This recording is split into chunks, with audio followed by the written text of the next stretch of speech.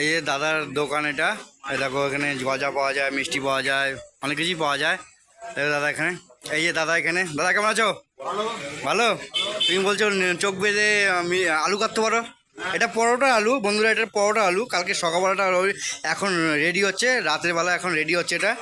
তা তুমি বলো চোখ বেঁধে পারো? পারো? তা তোমার চোখটা ধরবো, তুমি পারতে পারবে? পারতে পারবে? তা বন্ধুরা দেখো, মানে দাদার চোখটা আমি ধরছি। দেখো দাদা শুধু কাটবে, আলুটা দেখবে শুধু। আচ্ছা ঠিক আছে, দেখো দাদা, দেখো।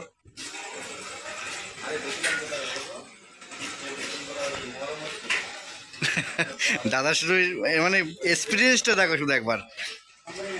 বাহ, দারুণ।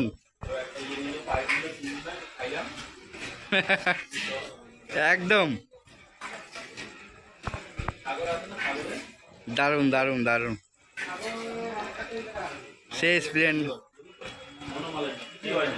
ও দাদা, তুমি কত বছর এক্সপিরিয়েন্স করে এটা? কত বছর ধরে কাটছো তুমি আলুটা?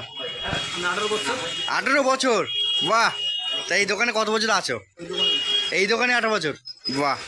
তা এই আলুটা কাটলে হাত কাটার ভয় ফয় নেই? কোনো ভয় নেই, মানে এক্সপিরিয়েন্স।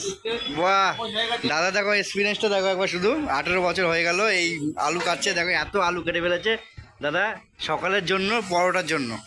এই দাদা স্টেশন মার্কেটে, মানে এটা হচ্ছে বাগনাপাড়া স্টেশন, 1 নম্বর প্ল্যাটফর্মের উল্টো দিকে, গেট পড়ার উল্টো দিকে যে দোকান আছে, এখানে দোকান আছে, এদিকে হচ্ছে গেট।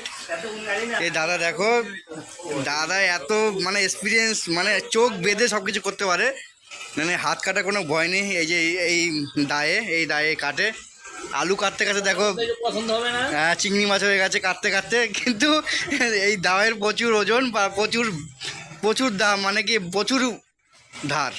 এই দাদা কাটে। বাহ, 42 বছর মানে বয়স এই দাটার।